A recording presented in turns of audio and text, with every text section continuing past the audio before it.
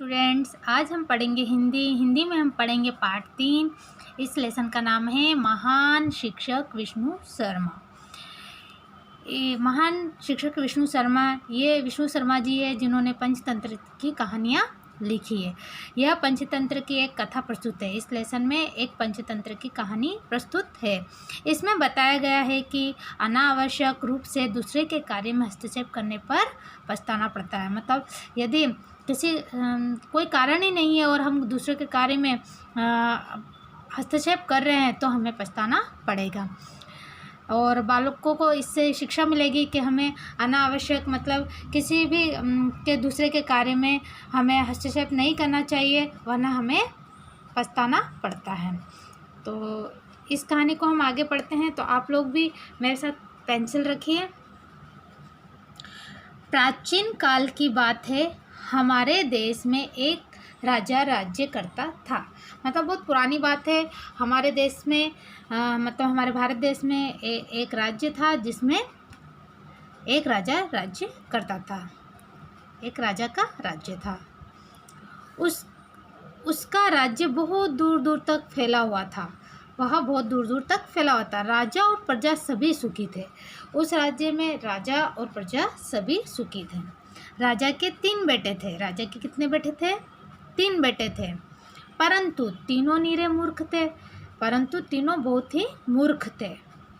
राजा उनके भविष्य के प्रति चिंतित रहा करता था। जो राजा था वो तीनों बेटे जो मूर्ख थे उनके प्रति उनके भविष्य को सोचकर वो बहुत ही चिंतित रहता था।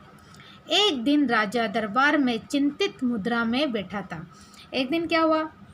राजा चिंतित, बहुत ही मतलब उदास चिंतित होकर वो बैठा हुआ था दरबार में। तो मंत्रियों ने राजा की उदासी का कारण पूछा।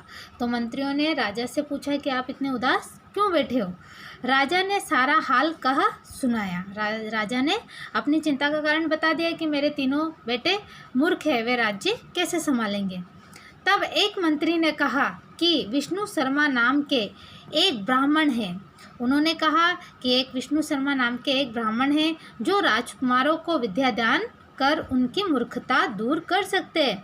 उन्होंने कहा कि विष्णु शर्मा नाम के एक ब्राह्मण हैं जो राजकुमारों को शिक्षित बना सकते हैं और उनको मूर्खता से दूर कर सकते हैं, मतलब उनको मूर्ख होने से बचा सकते हैं। राजा ने आज्ञा दी कि ब्राह्मण विष्णु शर्मा को शीघ्र बुलाया जाए। राजा ने आज्ञा दी।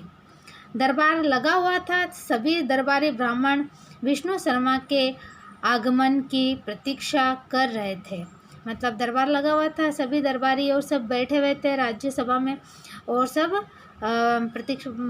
ब्राह्मण विष्णु शर्मा हैं उनकी प्रतीक्षा कर रहे थे, मतलब उनका इंतजार कर रहे थे। वे लोग सोच रहे थे कि जिन लड़कों को बड़े बड़े विद्वान शिक्षित ना कर सके उन्हें एक मामूली सा ब्राह्मण क्या पढ़ाएगा।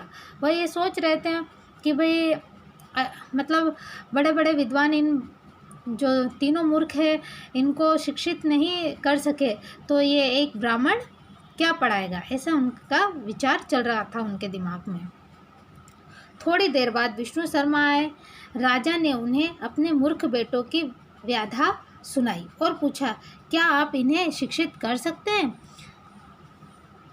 जी हाँ, विष्णु शर्मा ने कहा, जी हाँ, मैं उन्हें थोड़े ही समय में इतना योग्य बना दूंगा कि वे राजकाज संभाल सकें। उन्होंने कहा, मैं इन्हें शिक्षित बना सकता हूँ और इतना शिक्षित बनाऊंगा कि ये राज्य का काम संभाल सकेंगे। अगले दिन सवेरे ही तीनों मूर्ख राजकुमार विष्णु शर्मा के घर पहुँचे और अगले दिन मतलब दूसरे दिन सवेरे सुबह के समय था। तीनों मूर्ख राजकुमार थे जो विष्णु शर्मा के घर पहुँचे।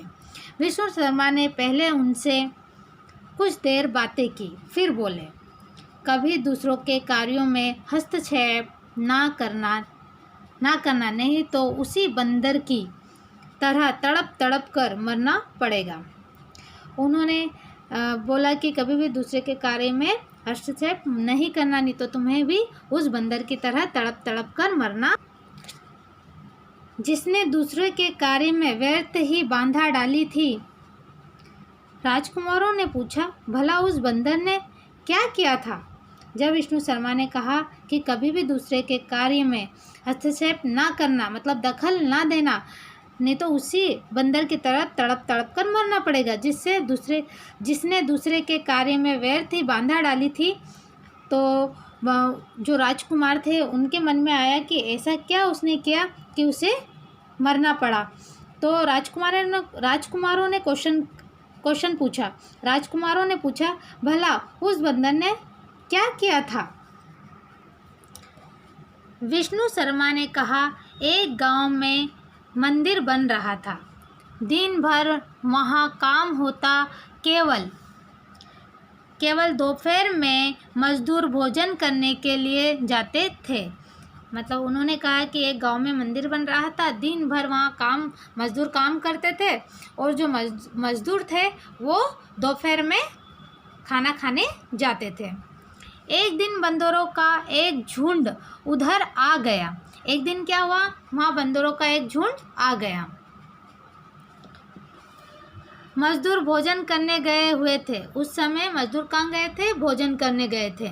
बंदर इधर उधर उछल कूद करने लगे। एक बंदर लकड़ी के मोटे बड़े लट्ठे पर जा चढ़ा। एक बंदर जो था उसने क्या करा, एक मोटे बड़े लट्ठे पर जा चढ़ा। उस लट्ठे को आरे से चीरा जा रहा था। मतलब एक मोटा, मतलब लकड़ी का एक गुट्टा होता है, उसको बोलते हैं लट्ठा। अभी वह थोड़ा ही चीरा गया था, उसको थोड़ा ही आरी से चीरा गया था। उसके चीरे गए भाग में बढ़ई ने एक गुटका फंसा दिया था। जहाँ थोड़ा सा उसने चीरा था तो बढ़ई ने क्या करा, उसमें एक गुटका फंसा दिया था कि वो दोबारा आके फिर उसे पूरा चीरेगा, इसलिए उसमें गुटका फंसा दिया था, जिससे उसमें आरा सरलता से चलाता रहे। बंदर ने गुटका देखा और सोचा कि यह क्यों लगा है। बंदर की नज़र थी जो गुटके पे पड़ी, तो उसने सोचा ये क्यों लगा है। वह धीरे धीरे गुटके को हिलाने लगा, और वह धीरे धीरे क्या करने लगा, गुटके को हिलाने लगा। ऐसा करते समय उसे यह ध्यान नहीं रहा कि चीर के बीच में उसकी पूंछ लटकी हुई है। वो तो गुटके को हिलाने में ध्यान था उसका, लेकिन उसकी पूंछ जो चीरा था ना उसके बीच में लटकी थी। हिलाते ही गुटका बाहर निकल गया।